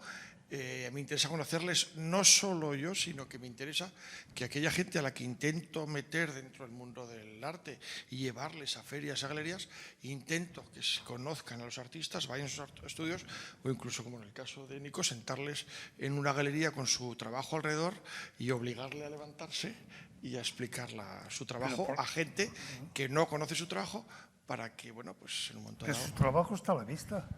Bien, pero... Esto me lo enseñó Vicenç Todolí, además, un valencià. O sea, que yo no me invento nada. Un hombre inteligente me dijo, está todo aquí dentro, está en la obra. No, si yo no ponle tú las palabras que quieras, pero pobres, no le obligues, has dicho que obligas a que hablen, ¿no? Bueno, no. Pues que, ¿para qué? Como somos inteligentes, hablamos para inteligentes. Bueno, entonces, cuando digo obligo, es una ironía hacia Nico. No, pero creo que se refería a que Borja sí que hace mucha labor de apoyo a los artistas, organizando encuentros con gente que no tiene nada que ver con el arte, que no le interesa nada. Entonces, pues es muy generoso y además con sus con los caterings que organiza, pues invitar a gente que no tiene relación con el arte, entonces a que conozca la obra de un artista que a él le parece interesante y que hay que apoyar. Y me imagino que en ese momento también a la gente le gusta pues saber quién es el artista, conocerlo, saber cuáles son sus intenciones con la obra. Y bueno, yo creo que es un apoyo brutal a los artistas. El artista no solo lo elijo yo, lo elige el artista, el galerista. Yo lo que le digo al galerista es, hombre, alguien que tenga un mínimo de empatía. ¿Por qué? Porque van a estar sentados en una mesa con alguien. Estamos llevando a gente que normalmente no va a una galería. No va nunca. Y le estamos invitando a que vayan... Bueno, ya ni invitando, porque recuerdo que un día volvíamos el verano y le dije a Luis, a mi socio, hoy vamos a empezar a cobrarles por venir. 10 euros, 15 euros. No cubre, evidentemente, el coste de la cena, pero para que valoren lo que están haciendo. Es curioso, solamente funciona así, ¿no? Y empezamos a conseguir que la gente viniera. Y lo que queremos es que la gente empiece a ver otras cosas. Entonces, pues... Pero el atractivo muchas veces también es conocer al artista, ¿no? Déjame, todo esto me sugiere hablar de un artista que es Josep Beuys. Es que igual no sabemos de qué hablamos. Josep Beuys tiene una obra que la conocéis, que es cuando le explica a una liebre muerta una exposición suya. ¿Vale? Dice que la liebre muerta entiende mucho más que nosotros de la obra de Josep Beuys. Esto lo dice Josep Beuys. Entonces, déjame decir, la obra de Joseph Beuys es impresionante, es conmovedora. ¿Qué más puedo pedirlo a Joseph Beuys? Pues se lo explica la liebre y la liebre entiende más que yo. Discúlpame, soy tan sencillo que yo no entiendo, y la liebre muerta creo que tampoco. Pero es que no pierde ni un segundo Joseph Beuys explicando esto. Vamos a colocarlo en la teoría, todo internacionalmente, porque te puedo poner cantidad de artistas que no han sido ni obligados ni nada a hablar. Perdona, no tienen nada que decir, además. Tienen que hacer. Tienen que hacer. Pero creo que hay... Sí, sí, pero es que, perdón, y hay artistas que solo... Sí. Con su correspondencia, en sus escritos, dice más probablemente que con alguna de sus obras, ¿no? Claro, porque se retiró entonces, de artista. Bueno, antes de que se retirara, ¿no? Mientras que estaba ejecutando, ¿no? O sea, yo creo que es lo que decía antes, tampoco podemos ser dogmáticos, ¿no? Hay gente que no necesita hablar, que tampoco se le puede pedir que hable sobre su obra, y hay otra gente que lo que habla sobre su obra es parte en sí mismo de su obra, ¿no? Me gusta la discusión esta, pero Duchamp, cuando hace el urinario, ni le pregunta a nadie ni lo explica a nadie, lo hace y lo coloca. Y no dice en su vida nunca más nada del urinario. La Fontaine no dice nada. No, y Munch... Bueno, su correspondencia explica mucho sobre Pero esto mucho más tarde, cuando él es un hombre culto y luego escribe muchas cosas, pero no se somete a explicar nada. O sea, nunca lo podrías elegir a Duchamp. Y a Munch tampoco. Munch hace el grito y no te dice suficiente el grito. O sea, yo necesito saber más. Por eso te digo que... Yo necesito saber más. Pues, y si lo incorporo a la colección, tú tienes el grito, ¿eh? Sí, pero por eso te digo y no hace falta que yo explore más cosas. Que no podemos clasificar solamente en un lado o en el otro, habrá de todo. No, hombre, no, claro que sí, hombre. Tampoco... Sí, sí. Bueno, de hecho, ceno cada día con artistas, a ver si os quedáis tranquilos. Porque es que, claro, he dicho una cosa así de pasada y parece ahora que soy el que odio a los artistas. No, pero además tú puedes comunicar de muchas diferentes formas, ¿no? Además estamos en una época donde todo el mundo tiene que comunicarse. Yo soy agricultora, estoy con plantas y insectos y microorganismos y tengo que hablar también, ¿no? Quiero decir que tampoco... quiero decir que tú puedes estar con un artista. Bueno, si tú hablas con el galerista tiene un relato así como muy redondo, ¿no? Muy pensado, ¿no?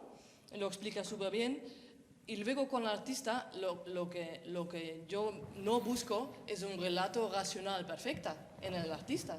De esta forma no hace falta que se comunica ni escribe sobre su obra ni habla sobre su obra. Es tomar el contacto con la persona quien ha hecho esta obra. Puede ser un tipo súper humilde que casi es apenas de explicarse bien, pero tiene algo de dentro y lo notas, porque la comunicación 90 y pico % no es de palabras, entonces tú coges otras cosas, ¿no? Y eso es lo que también es interesante. No hace falta que sea algo coherente y perfecto, ni mucho menos. Sí, pero la cuestión está, tú dejas de comprar un arte por la cuestión de si no has hablado con el artista, no compras. No, sí, que hemos comprado también. Sin conocer al artista. Sí. Porque puede ser de la Patagonia o puede ser de Nueva Zelanda o puede ser de donde quieras. Sí. No hay siempre la ocasión. No. Con lo cual es la propia obra que te ha interesado, Claro. ¿no? Sí, pero tampoco compramos en el instante. Luego Bueno, vamos cada uno su método es distinto. Claro. Sí, perdona. Mi padre era jugador de ajedrez profesional y jugaba simultáneas contra 40 personas a la vez. Y tenías que ganar, porque eso no era un ridículo, ¿eh? Y entonces no podía pensar mucho, ¿eh? Mi padre, pum, pum, pum, pum, pum, todo esto. Y luego jugaba ciegas, sin ver el tablero. Le cantaban la jugada y él jugaba, y no te podías equivocar. Quizás sea algo genético, que no necesito mucho tiempo para apreciar... No, perdón, ¿quién se ríe? Josep María, tenemos a alguien que quiere intervenir. Por favor. también es la forma de pensar, ¿no? Si tú eres capaz de pensar 4 o 5 pasos más allá... Yo juego con la intuición, soy muy segundo. femenino en esto. Tengo mucha intuición. Nos quieren... Sí, una pregunta para todos, en realidad para todos los participantes. Y muchas gracias porque está siendo apasionante. Quizás ahondando en las paradojas, en vuestras presentaciones iniciales habéis mostrado todos una cierta ambivalencia respecto al ser coleccionista, ¿no? Habéis contado casi que os empezaron a llamar coleccionistas antes de que pensarais que lo erais, o que os habéis encontrado con ello, o que el propio término no os termina de convencer y preferiríais otro, con lo cual ahí parecería un poco paradójico por un lado, y por otro lado me parece, me imagino, o no, a lo mejor ahora diréis, que os gusta, que os parece bien. Al final la pregunta sería, ¿cómo animaríais o cómo invitaríais a otras personas a formar una colección, más allá de que se os llame, no sé, coleccionistas, archivistas o como sea? ¿Cuál sería vuestra manera de invitar a alguien a coleccionar?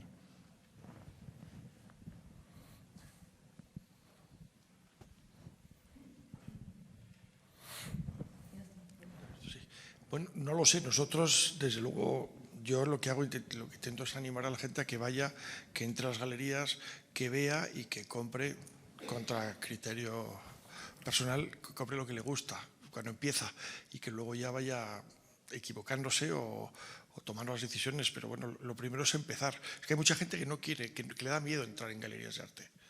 Y creo que esa barrera hay que romperla. Sí, yo creo que es muy difícil dar una receta, ¿no? Porque cada uno tiene su, ¿no? Por cada coleccionista, ¿no? Sí, para continuar con el término semántico, hay una forma de coleccionar, como ya estás viendo, ¿no? Entonces, yo creo que es difícil dar una receta, pero lo que dice Borja yo creo que es importante, ¿no? Acercarse, conocer, exponerse, estudiar y no tener miedo. Se pueden comprar cosas pequeñitas, cosas más grandes, no hay una necesidad de tener que generar nada con ello, ¿no? Sí, pues yo diría simplemente pasar por la calle, ¿no? En el barrio de las galerías, ver lo que de tal y dejarte guiar también por el galerista. Y no hace falta ni siquiera empezar a comprar, sino, ¿no? De acercarte a encontrar lo que te gusta, lo que os gusta, lo que tiene algún tipo de sentido. Tu pregunta es extraordinaria y te la voy a explicarme qué haría yo. Primero, introducir las humanidades en la educación, porque esto no va de millonarios, porque entonces vamos mal. Si esto va de porque soy rico, me lo puedo permitir, compro algo original para que nadie pueda competir, vamos muy mal. Porque el arte de los que son muy ricos no interesa mucho tampoco. Pero bueno, educación. Cuando tienes educación, evidentemente práctica. Siempre práctica de estar junto con esto. Afortunadamente, la sociedad de ahora viaja mucho, pero si no tienes la educación sobre la humanidad, no haremos nada. Yo conozco gente, que la mayoría, 95% en mi ciudad, que teniendo posibilidades prefieren comprarse un barco, ampliar su segunda residencia, hacer un viaje hedonista y evidentemente no tienen ningún interés por pagar estos precios del arte, que este es otro tema que frena muchísimo las compras. Pero al hilo de esto, y yo quería casi terminar mi intervención, si no hay más cosas, con una idea teórica que creo que contesta a todo esto que tú hablas. Inicialmente esta jornada se llamaba, o esta intervención, era Miradas privadas sobre el arte contemporáneo. Bueno, claro, mi respuesta inmediata era no hay ninguna mirada privada, porque esto es un tema de elitismos. Si somos los mismos, si no hay más, es que por más que se ha hecho, que se haga y que se hará, no hay más. porque no se dan las circunstancias para que haya más. No importa si son leyes del mecenazgo, educación infantil, experiencia didáctica, pedagogías, no importa el qué. Pero esto, como se traduce, habría que preguntar, ¿el arte es solo para millonarios?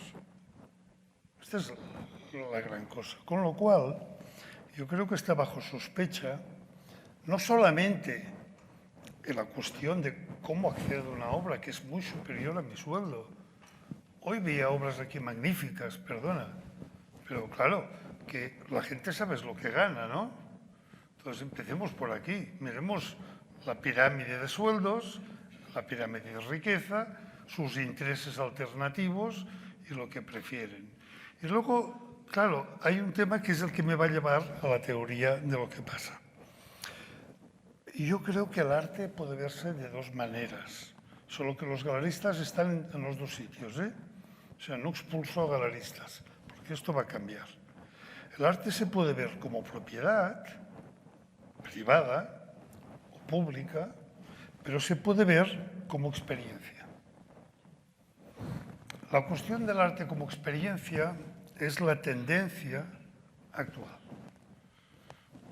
Mi hijo en Nueva York, bueno, es que no quiere de todo esto, porque es darle una mochila tan cargada de piedras que ahora él deberá decidir, yo no pienso hacer nada de momento, pero no les interesa lo portátil. El éxito de la música es que tenemos Spotify aquí o lo que sea y escuchamos toda la discoteca mundial de toda la historia. O sea, la música ha sabido resolver el problema de la presencia. El arte todavía no lo está resolviendo. Pero digamos lo siguiente. Creo que cada día el arte es más una experiencia. Visitar galerías es una experiencia. No hace falta que compres. Y te puedes interesar locamente por lo que sea y empaparte de ello. Los centros de arte, los hubs, cualquier tipo de... los museos, los media. Estamos cada vez más llenos, la propia publicidad, la propia comunicación, Internet, ¿no? Puedes acceder a programas que ves en detalle las obras, que visitas virtualmente los museos, que puedes hacer lo que quieras. Y espero que pronto podamos visitar las galerías también. Que las galerías deben ser productores de arte, a mi juicio. Deben ser esta escala que les correspondería producir artistas y producir coleccionistas. Pero cuidado, es que hay tantas plataformas, las ferias de arte, las documentas, las bienales, todo esto que son experiencias. Y yo creo que de la experiencia obtienes lo que deseas y tienes una gran formación. Fijaros, los que más saben de arte no compran obras de arte. Los que más saben de arte no compran ninguna obra de arte. Parecen ser como los hijos de los de California, de las tecnológicas. Los hijos no tienen teléfono móvil. Algo debe ocurrir, pero en este caso, porque los cureitos es que no tienen dinero, está mal pagado todo. Es que hay un problema. Entonces, la cuestión del arte como experiencia viene resuelta cada vez más porque el arte también está cambiando. No hemos hablado una palabra mientras estamos aquí del arte electrónico, de las NFT. No hemos hablado del arte digital. Es que no estamos hablando de contemporaneidad, estamos hablando de un fin de raza, que soy yo. Yo soy un fin de raza, ¿eh? Pero me parece que aquí no se está hablando de lo que significa el arte en el siglo XXI, XXII o en el futuro, porque también está todo en peligro, no sé, realmente. Pero las tendencias son hacia este arte de la experimentación, de una cosa como experiencia. Y yo jamás he deseado tener obras de los museos que he visitado, pero sí que he deseado verlas y estar a solas con ellas y tener una experiencia personal con las obras, no con los artistas, sino con las obras.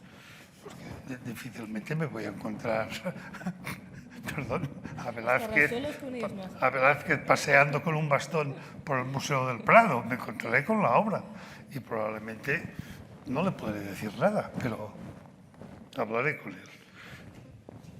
Vayamos a la otra parte. José María, ¿te parece que como quedan 15 minutos por si... ¿Puedo terminar la respuesta a este señor? Sí, claro. No, porque claro, él dice, ¿y cómo traemos? Si te refieres al arte como propiedad, entonces, y esto lo saben mejor los galeristas que yo, pero bueno, intuyo que hay tres tipos de personas o de tipologías, que son los pequeñísimos que compran una obra haciendo esfuerzos, deseando tenerla, etc. Luego hay algunos que hacen más cosas y finalmente una mínima parte son los que suelen ser llamados coleccionistas, porque necesitas una escala de tamaño, ¿no? Y entonces, hombre, es evidente que ¿cuál es la función de la galería? Todo está de la propiedad seguro, pero también está en la otra. También los beneficios les pueden entrar por otra. Así que vuelvo a animar, como he hecho al principio, a los galeristas a entender qué va a ocurrir con el arte, porque no podremos vivir con esto que significa que solo los millonarios, porque yo he visto las listas de los poseedores de arte, y bueno, yo soy el más pobre, soy el más pobre. Pues fíjate cómo son los demás, o sea que es tremendo. Así que animo a entender qué va a ocurrir en el futuro. O el arte se hace portátil y se hace experiencia, o se vive de otra manera, o el arte va a ser una cosa de un superlujo que será ya al alcance de nadie. Que un Andy Warhol valga 195 millones de dólares es una indecencia, es una inmoralidad, no pertenece al terreno de la ética ni de la estética. Es una maniobra de marketing del mismo Gagosian, que la obra era suya, la vendió a otro y la ha recomprado. ¿Para qué? Para valorar todavía y exprimir más a este pobre sujeto que era Andy Warhol. No sé si te he contestado diciendo que hay una parte de formemos a la gente, pero que el arte sea una cosa que no sea exclusiva para una cierta capa social, que a mí me molesta mucho.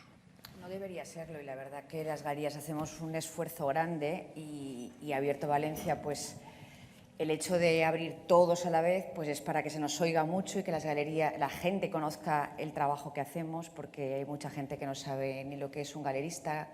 Entran en la galería y piensan que igual tienes una colectiva y te preguntan si todo esto lo haces tú. Entonces, pues es el dar a conocer, ¿no? Y poco a poco. Bueno, si tenéis alguna pregunta más. ¿Qué tan importante es tener relación o conocer otros coleccionistas? Ya también. Si me preguntabas a mí. A todos, en realidad. O sea, ¿qué tan importante les parece conocerse entre ustedes o tener relación con otros coleccionistas? Yo puedo contestar si quiere. No, pero de mi experiencia puedo imaginar que con lo que pienso y lo que digo y lo que hago, pues igual no tengo muy buena relación con los otros coleccionistas, pero algunos me... Conoceros, por ejemplo, hoy Conozco conoceros a todos, en la ¿no? comida, nos conocíais y es interesante, pues al final pues creo que estamos desmontando esa idea que se tiene de los coleccionistas, es lo que hablaba al principio, ¿no? Y al final creo que No, a mí me coleccionista sabe mal es... salir de aquí que no he visto una sola obra vuestra todavía, creo. Tienes que venir a vernos. O sea que lo hacemos a propósito. Es exclusivo, no hay que ir.